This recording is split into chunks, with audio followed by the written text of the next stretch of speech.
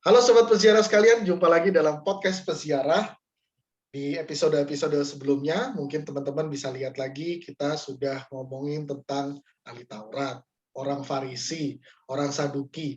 Tapi dalam Injil tuh ada satu lagi nih, unsur yang sering kita dengar juga, imam-imam kepala gitu ya. Terus juga ada Sanhedrin. Mereka ini siapa sih? Nah, seperti kata pepatah, tak kenal maka tak sayang. Bukan berarti kita ingin menyayangi mereka, tapi paling tidak kita ingin memahami mereka siapa, sehingga membaca Injil dengan lebih baik. Maka di episode ini bersama Romo Ud, kita akan ngobrolin tentang imam kepala dan Sanhedrin itu siapa. Tapi mari kita awali dahulu dengan tanda kemenangan kita, dalam nama Bapa dan Putra dan Roh Kudus. Amin. Amin. Romo Ud, terima kasih. Kita sudah ngomongin banyak hal nih Romo. Orang Farisi, orang Saduki, ahli Taurat. Tapi ada satu lagi nih yang sering kita dengerin. Ada imam-imam kepala. Terus kita juga pernah dengerin Sanhedrin. Mereka ini siapa sih Romo sebetulnya? Dan kira-kira masa kini itu siapa? Iya, ya siapakah imam kepala dan imam-imam kepala ya pimpinan ini? Imam kepala itu berarti yang berkuasa atas bait Allah. Jadi jabatan imam kepala terikat pada bait Allah dimulai dengan masa Raja Salomo ketika bait Allah selesai dibangun. Itu disebut juga sebagai periode bait Allah yang pertama. Jadi siapakah pemimpin pertama? Ya yang disebut Imam Sadok itu ya. Jadi ini bisa kita katakan kapelan lah. Kapelannya raja, itulah imam kepala sebenarnya. Lalu ketika raja Yahudi hilang, posisinya digantikan oleh imam kepala. Maka begitu penting jabatan imam kepala di zaman Yesus, karena tidak hanya menjadi kapelan, karena sekarang raja nggak ada lagi, dia menjadi pemimpin agama. Maka posisinya dalam kelompok nanti kan kita lihat juga Sanhedrin, imam kepala juga menjadi pemimpin dewan pimpinan yang berkumpul dalam Sanhedrin. Nah, itulah imam kepala. Jadi di bait Allah itu memang ada golongan macam-macam. Ada imam kepala, ada para imam, dan ada kaum Lewi. Imam kepala itu adalah satu-satunya imam yang berhak masuk ke bagian yang paling suci dalam bait Allah. Dilakukan 1 tahun sekali. Nah, ini tugas imam kepala, masuk ke yang kudus, yang paling khusus dari yang kudus, itu bagian paling kudus di bait suci, berhadapan dengan tempat di mana dulu bait Allah, tabut perjanjian disimpan. Nah, ini imam kepala tugasnya itu, masuk setahun sekali untuk memberikan persembahan kepada Allah. Jadi imam kepala itu bisa dikatakan sebagai jembatan antara Allah dengan umat Israel. Dia adalah wakil Allah di hadapan umat dan wakil umat di hadapan Allah. Nah, ini imam kepala. Lalu ada imam-imam lain. Nah, imam-imam lain ini bisa kita katakan dibagi menjadi dua. Ada imam-imam dari kelompok yang kaya, tapi juga ada imam-imam dari kelompok yang lebih miskin. Nah, jadi ada dua kelompok juga tuh. Imam-imam yang lebih kaya ya pasti punya jabatan juga di bait Allah. Kan bait Allah nggak hanya dipimpin satu orang, tapi ada pendelegasian, dan ini dikuasai juga oleh imam-imam yang kaya itu. Sementara imam-imam yang miskin itu tercerai-berai hidupnya. Zakaria itu termasuk imam yang miskin. Karena dia datang dari tempat lain. Kita tahu Zakaria tinggal bersama Elizabeth bukan di Yerusalem kan, tapi di pegunungan Yudea juga. Orang gunung, orang jauh itu, bukan orang kaya dia. Nah itu, maka juga kita bisa membayangkan kaum Lewi. Kaum Lewi itu ya kostalnya lah, yang membantu imam melaksanakan persembahan kurban. Nah itu imam kepala seperti itu. Jadi dia pemimpin agama, pemimpin penanggung jawab bait Allah, dan pasti dari kelompok Saduki, ya kan? Pemimpin kelompok Saduki, dan kita tahu ternyata persoalan pemimpin bait Allah itu perkara pertarungan politik dari dinasti keluarga. Jadi ini kekuasaan ini dipegang oleh satu keluarga nih.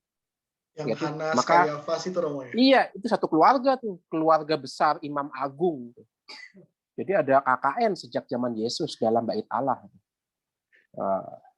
Seperti itu ya. Itu artinya, imam kepala seperti itu. Artinya imam kepala ini dengan tidak adanya Raja Israel adalah penguasa agama dan juga penguasa politik gitu loh. Iya, betul. Penguasa agama, penguasa politik, tapi ingat juga penguasa ekonomi. Karena Bait Allah adalah sumber ekonomi juga gitu loh ya. Betul, betul. Oh, Pusat oke. kehidupan Yerusalem adalah Bait Allah.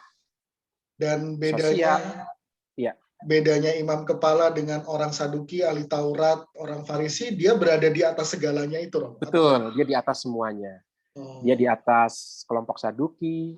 Farisi bisa tidak setuju, bisa enggak. Tapi Farisi yang masuk Sanhedrin, mau enggak mau harus taat ya. Tapi kan enggak semua Farisi masuk Sanhedrin. Sanhedrin itu kan kayak dewan ya, dewan pimpinan pemuka agama sekaligus pemuka masyarakat Yahudi. Maka kan ketika Yesus mau ditangkap, diadili dan diserahkan ke Roma kan Sanhedrin kumpul dulu tuh malam-malam, sembunyi-sembunyi itu kan. Dan berdebat kan di situ kan. Lalu kan kata terakhir ada di tangan imam kepala. oke. Ya, ya, ya, ya, ya, ya.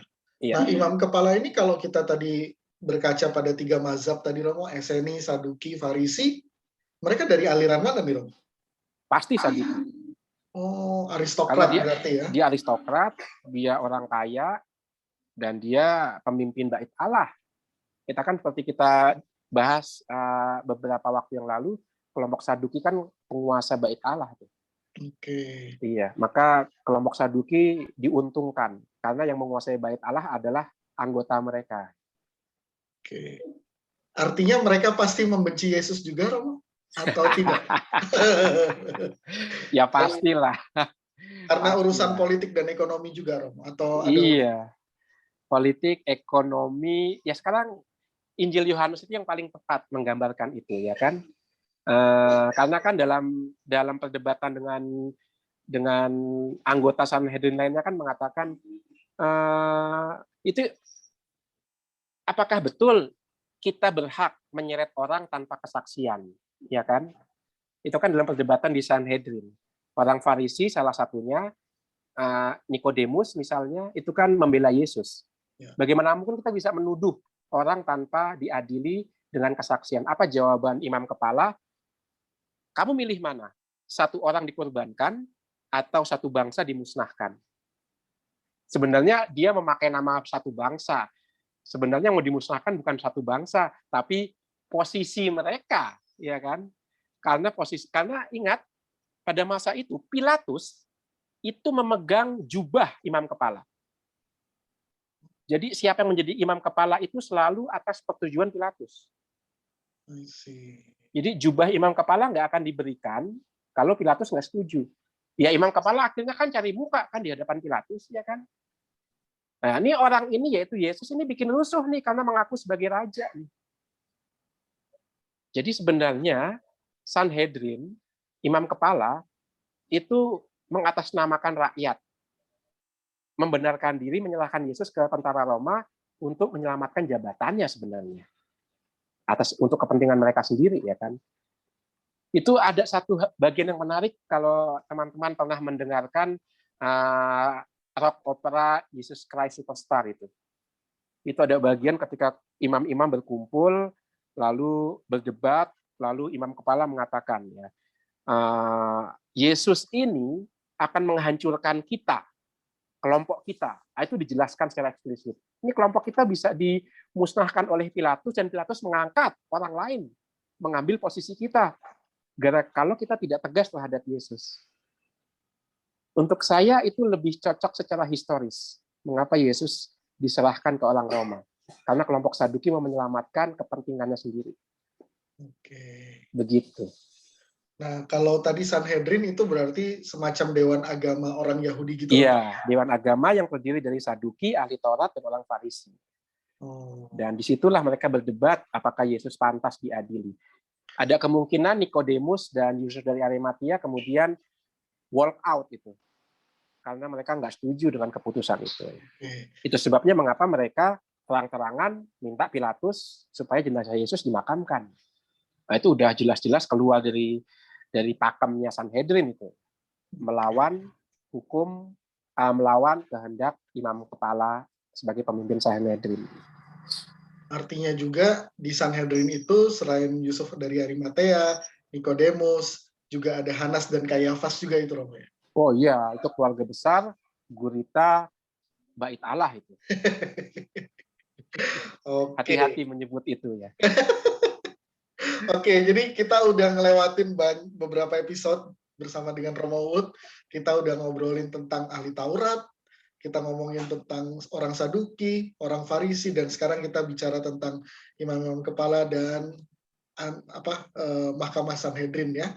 Nah, buat sobat peziarah yang mungkin merasa terlewatkan episode tentang ahli Taurat, orang Farisi, dan juga orang Saduki, coba dilihat episode-episode YouTube Peziarah Katolik sebelumnya, supaya lebih bisa memaknai ketika kita membaca Injil dalam kehidupan kita sehari-hari. Kenapa sih kemudian mereka punya dialog yang berbeda dengan Yesus atau punya pemikiran yang berseberangan dengan Yesus atau bahkan membenci Yesus dan kemudian menghukum mati Yesus. Nah, demikian sobat peziarah, kita sudah berziarah bersama memahami 4 tokoh atau 4 unsur dalam masyarakat Yahudi. Semoga ini bisa membantu kita semua.